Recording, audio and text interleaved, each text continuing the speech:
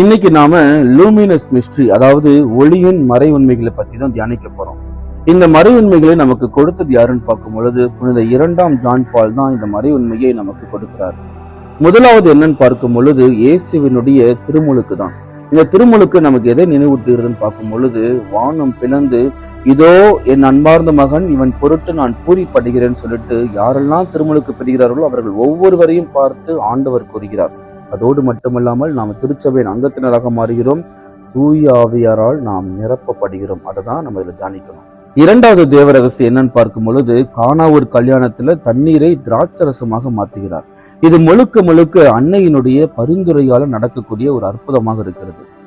தண்ணீரிலிருந்து wine எப்படி வந்துச்சோ அதே மாதிரி பாவ நிலையிலிருந்து நாம புனித நிலைக்கு மாறுவதற்கு அன்னை மரியாள் நமக்காக பரிந்து பேசுகிறார்.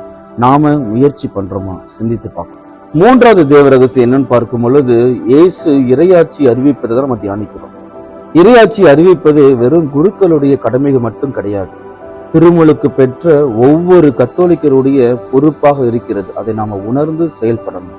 நாலாவது தேவ ரகசியம் என்னன்னு பார்க்கும் பொழுது, இயேசு தாவூர் மலையில் உருமாற்றம் பெறுகிறார்.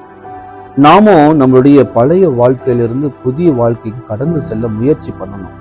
இயேசுவை நாம் எப்ப பின்பற்ற ஆரம்பிக்கிறோமோ நாம விண்ணகத்திற்கு செல்லும் பொழுது புதிய மனிதர்களாக நம்ம செல்வோம். அதுதான் இந்த 10 மணியில நம்ம தியானிக்கணும். இந்த ஐந்தாவது தேவ ரகசியம் என்னன்னு பார்க்கும் பொழுது, இயேசு இரவு உணவின் போது நற்கருணையை ஏற்படுத்துகிறார். எந்த வார்த்தைகளாலும் இதை ஈடு செய்ய முடியாத ஒரு பகிர்வை தான் நம்ம பார்க்கிறோம். இயேசு தன்னுடைய இரத்தத்தையும் உடலையும் நமக்கு பானமாகவும் உணவாகவும் அவர் தியாகம் செய்கிறார்.